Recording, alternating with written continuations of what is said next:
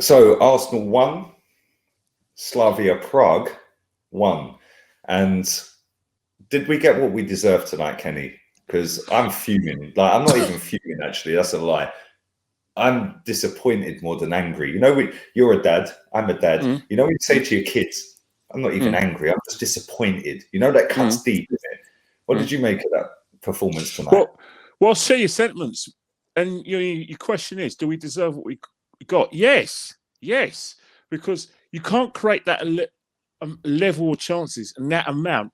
And we're talking clear-cut chances as well. And expect a team that has basically gone 36 games without defeating their league, 24 games in any football match without defeat. They haven't lost a home game all season.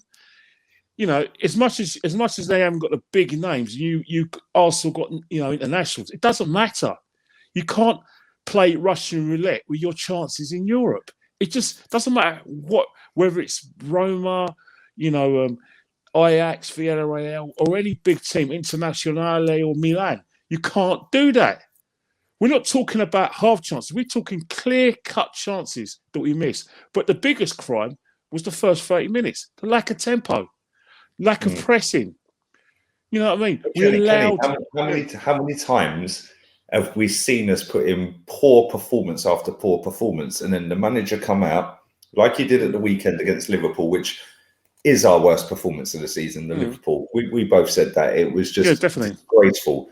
But then the manager comes out and says, I take responsibility for that. In his press conference for this game, he sat there and said, I've seen that they're really putting it in. How many more times do we have to hear this guy keep saying that? And then the very next game, they do it all over again. How many more times before people wake up and see that there's a systematic problem here? Yeah. Yes, some of the players are not good enough. We accept that. But at the same time, this manager waited until the 80th minute to make a treble sub.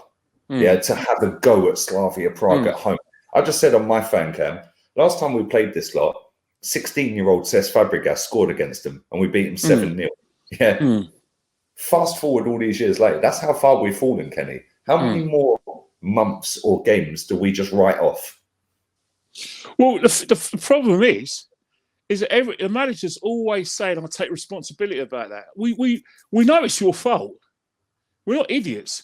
But what do you want us to do? Feel sorry for you when you say we take responsibility for that? Or I apologise on behalf of the players. Well, hang on here.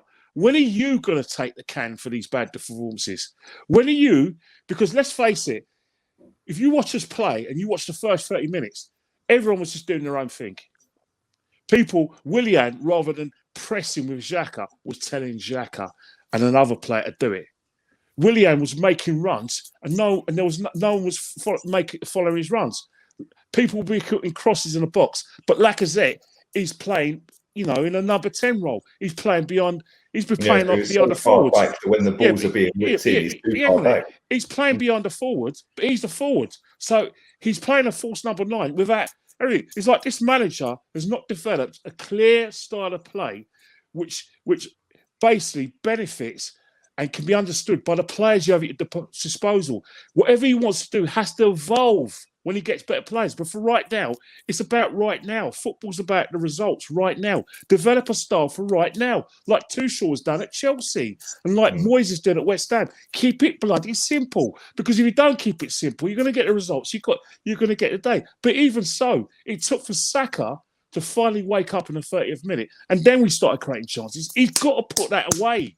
Yeah. It doesn't matter whether, Dave, you've opened your body up. The keeper is basically said to you, right, you're not going to go on the sort of right-hand side of the post. The left side's there through. Keep your composure. You open your body up. You've got to put it away. Like I said, I know it was a love chance, but you've scored so many goals in professional football, especially the one-on-one.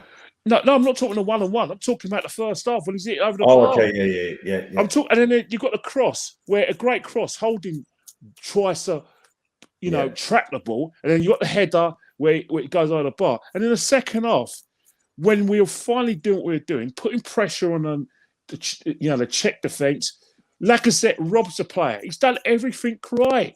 He's 1-on-1 with the goalie. Was you confident he would score? No. Same. Neither you. Same. Neither you. Same. But even if that was Martinelli, he would have buried it. Mate, I don't. I'm talking about either of them. Like, I wouldn't be confident in any of our strikers, Martinelli, Aubameyang, or anything. They just don't fill me with confidence. Lacazette hits the bar. Aubameyang comes on in that last 10 minutes when he misses a sit. You know, Martinelli has a shot over the bar, but it's taken for, you know, Mikel to finally realise, let's change the tempo, let's make a triple substitution. As soon as he does it, and with 10 minutes to go, we start creating chances, we start looking dangerous, we start fighting. And then we get a goal, a good goal, where Aubameyang's worked his nuts off, robbed the ball, put the ball for Pepe. Pepe doesn't, the minute if the defender touches Pepe, red card, penalty. Yeah. Red card, penalty, out of the game, dead out of 10 men. We get the goal. But what do? Do we game manage it out? No. We spend too much time celebrating. And then what happens? We get what we deserve. Holesh. We got the warning sign when Probert, poor ball, hit that shot with Leno saved. We got a warning sign before that. Off Bellerin. Do you know what I noticed with that shot as well, right? Is Bellerin was basically playing in Rob Holding's position when they were attacking that in that instance, yeah? So he was playing centre back, and he was so scared to go out to that guy. And I'm like, oh my god, they've got an overlap. The guy's in. Yeah. To be fair to Hector Bellerin, I actually thought he was one of our best players tonight. He might be one of our best players, but where we needed him was in an offensive role. It's all good being defending and protecting Rob Holding, but you're at home against Slavia Prague, not because it's Slavia Prague, but you're at home in the first leg of the Europa League, where you have to make an impression. You have to take a lead to Prague next week. You want your fullbacks, especially the one who's an orthodox fullback, to affect the game from an offensive part of the pitch. And he didn't do that, especially in the first half. Second half, he barely came over the halfway line. That's fine. But again, all I'm trying to say is that, and I'm probably going to repeat myself, is that when is this going to end? When is this manager going to take the can? He's made the right decision in leaving out Aubameyang. I applaud him for that. But when you make right decisions like that, and even though people like me and you are applauding you for that, you have to get it right.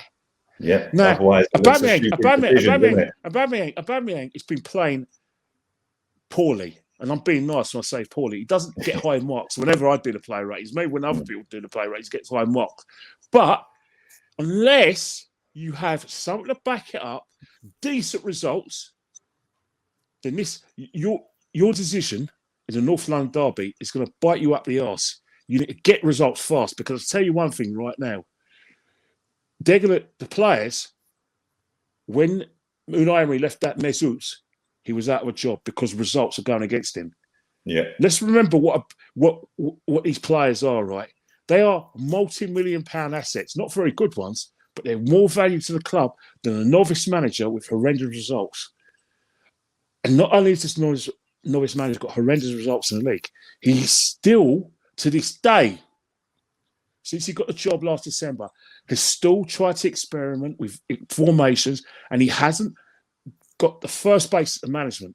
Always make sure you develop a clear style that suits the players at your disposal. Because when the players know what they're doing, they get better results. At the moment, they don't know when to press. They don't know when to turn the temper. You are confusing your players. It's micromanagement. It's micromanagement. Your Sergeant Major, your Sergeant Major way of doing things, and like the dog wagging its tail. It doesn't work in modern management. The players have more power than you, which means whatever your intentions, if you don't get good results, then you're going to pay for it. Because right now, there isn't a clear style, and you've been there 18 months. People say there's progress and that we're defending better. We did defend better. We still consider a 93rd minute goal. That's not good defending. We're playing through the lines. Well, no, we're not. Just come out and if you really want to save your job, get a clear playing style. Because if not, results will kill you, Mikel. They'll kill you. Spot on, Kenny. Listen, thank you for coming on, mate. We're going to do player ratings in a short while as well. And thank you very much, mate. Appreciate it.